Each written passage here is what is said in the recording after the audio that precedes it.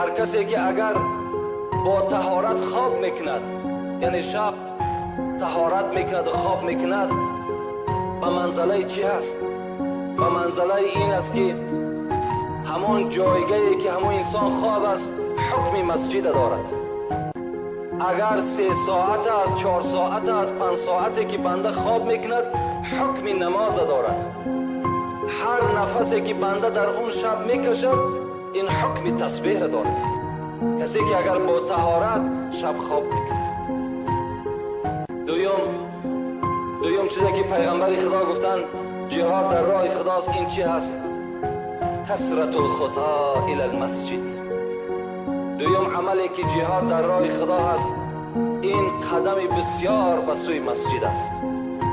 کسی که از راه دور و مسجد در یک خیلی مسافه دور واقع هست ولی این بنده خسته نمی شود، این بنده مانده نمی شود، این بنده دلگیر نمی شود، بلکه برای خاطر خدا راه دور طی میکند. خواه به سواره هست، خواه پیاده هست، اگرچه راه دور طی کرده می آید، این رسول اکرم گفتن همچنان است که جهاد در راه خدا کرده باشد.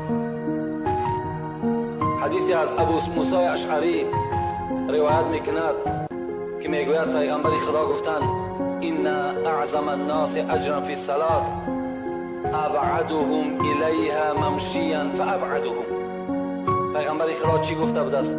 گفته است به درستی این که بزرگترین ثواب در نماز کی هست؟ در همان نماز شخصی هست که از راه دور به مسجد می آید و قدم خیلی زائده در این راه صرف میکند. این پیغمبر خدا گفتند که بهترین نماز از روی ثواب نماز همون شخص است. من غدا او راح اعد الله له فی الجنة نزولا كلما غدا او راح.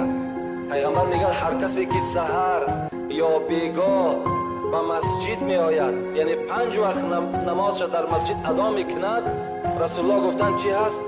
اعد الله فی الجنة نزولا. گو خداوند در جنت یک دسترخوان آماده می سازد که پر از ضیافت است، منتظر همان شخصی هست که در یک روز 5 بار به جانب مسجد برای نماز ادای جماعت حاضر می شود. همان دسترخوان منتظر همون شخص است. انسان که از دنیا گذشت در حال خداوند نزد همون دسترخوان جنت چیکارش میکند؟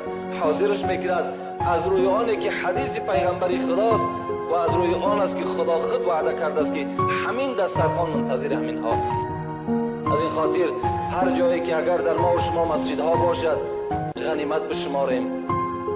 نگیم سحر است، نگیم بیگاه است، نگیم که مثال یک معرکه دیگر در پیش باشد مثال مسجد یک جانی بگذاریم، بلکه کاری کنیم که در مسجد نمازهامون ادا کنیم. چقدر اگر ضرورتی در ما و شما پیدا نشود کاری کنیم که نماز با جماعت و قدم زدن به سوی مسجد ترک نکنیم.